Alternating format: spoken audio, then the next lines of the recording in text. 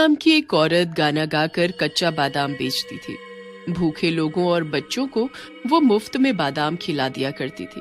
उसके बादाम लोगों को बहुत मीठे लगते थे, पर असल में वो एक चुड़ैल थी जो अपने पति का बदला लेने के लिए लोगों को रात को मारती थी और उनके खून से बादाम सींचती थी। फिर दिन में औरत के भेष में उन्हीं बादाम को बेचती थी।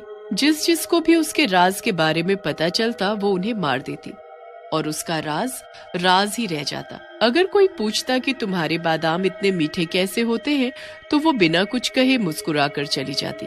पति का बदला लेते लेते उसे लोगों को मारने में अब मजा आने लगा था। चुड़ैल का कहर बढ़ता जा रहा था और दिन पर दिन अलग अलग लोगों को मारने लगी थी ताकि वो जवान हो सके और साथ ही साथ बादाम उगा सके। पर वो अभी भी साधारण हेमा बनकर ही घूमती थी और बादाम बेचती थी। कच्चा बादाम ले लो, कच्चा बादाम खा लो मीठे, कच्चा बादाम ले लो, कच्चा बादाम खा लो मीठे मीठे बादाम। ये बादाम खाओगे तो सारे बादाम भूल जाओगे। ओ बादाम बेचने वाली बहन, सुनो जरा, ये बादाम कैसे दिए? ताजे और अच्छे हैं ना? हाँ भैया, एकदम ताजे हैं। आप खाकर देखिए। अगर इस जैसी मूंगफली खाई तो मेरा नाम बदल दीजिएगा। जो कोई मेरी मूंगफली एक बार खाता है वो बार बार मेरे पास ही आता है। लाओ तो एक चखूं जरा कि कितनी मीठी और अच्छी है तुम्हारी मूंगफली। हाँ हाँ, खाकर देख लीजिए। खुद लेकर बार बार खाइएगा और मेरे पास ही आइएगा। ये तो सच में बहुत ही स्वादिष्ट और मीठे हैं। कहाँ से लाती हो इतने मीठे बादाम? ये तो बस आप लोगों का प्यार है जो इतना मीठा लगता है, वरना तो सब जहाँ से लाते हैं वैसे ही मैं भी लाती हूँ।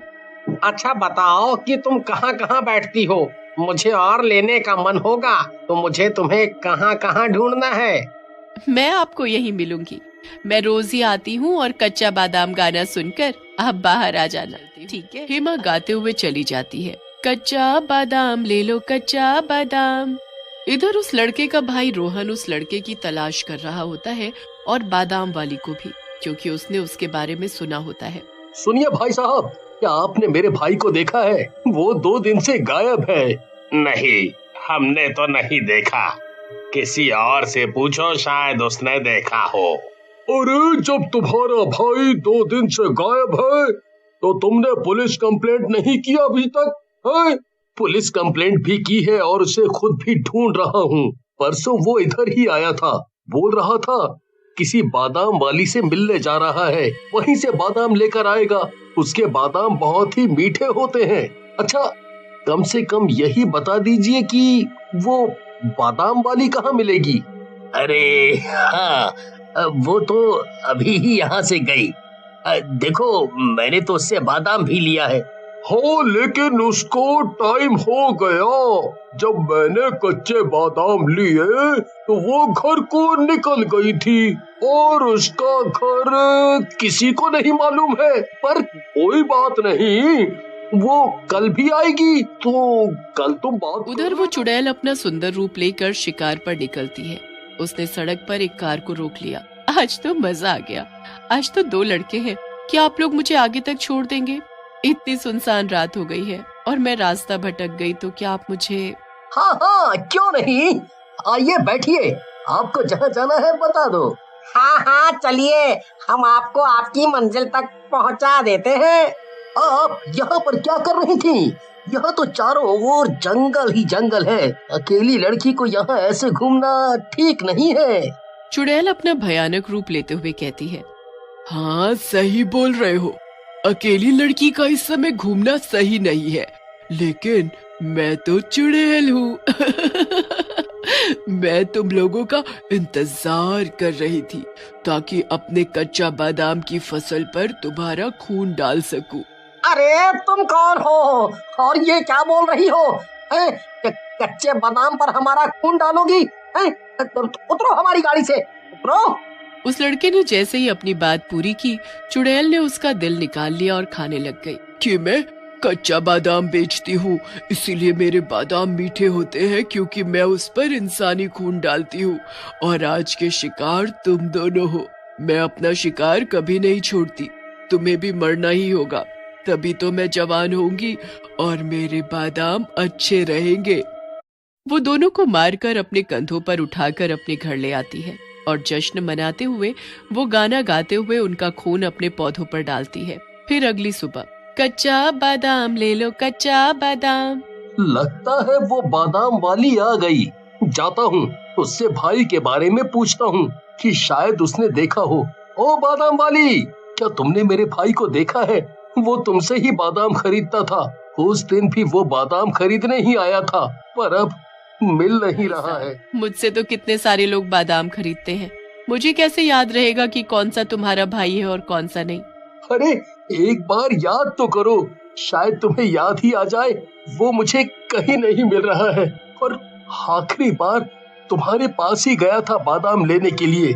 उसने बोला जो कच्चा बादाम बेचा करती है उसके बादाम बहुत ही मीठे होते हैं और हम हमेशा उसी से लेते हैं। थोड़ा याद करके बताओ ना, ये 4 रोज पहले की बात है। अरे भाई, मैं नहीं जानती, मेरे तो बादाम इतने मीठे होते हैं कि कहाँ कहाँ से लोग खरीदने आते हैं। मैं किस किस का ध्यान रखूं? छोड़ो मेरा रास्ता और मुझे जाने दो। रोहन निराश होते हुए वहाँ से चला जाता है। भाग यहाँ से चुड़ैल रानी, भाग, वरना आज तेरा राज खुल जाएगा। रोहन उसकी घबराहट भरी चाल देखकर उस पर शक करने लगता है।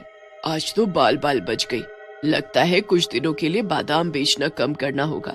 आज तक तो किसी के परिवार वालों ने मुझसे पूछताछ नहीं की थी, लेकिन उसका भाई तो मेरे पीछे ही पड़ गया है। ये जिस तरह से भागी जा रही है, पक्का कुछ गड़बड़ है। पुलिस को फोन करके भी बता देता हूँ कि मैं इसका पीछा कर रहा हूँ। चुड़ैल भागते हुए अपने घर पहुँच जाती है और एक लंबी सांस लेती है। हाँ, चलो जाकर बादाम तोड़ लेती हूँ, शाम होने पर शिकार पर भी तो निकलना है। रोहन शाम तक वहीं खड़ा रहता है और उसकी खिड़की से झांकता रहता है। तभी अचानक उसे नीचे एक फोन मिलता है। ये तो मेरे भाई का फोन है। इसका मतलब वो भी यहाँ आया था, पर उसने ऐसा क्या देखा? उसके साथ ऐसा क्या हुआ कि वो घर नहीं पहुँचा?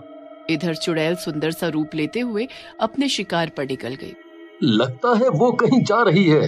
अच्छा है, अब मैं उसके घर में घुसकर पता करता हूँ कि इसे कैसे मारा जा सकता है।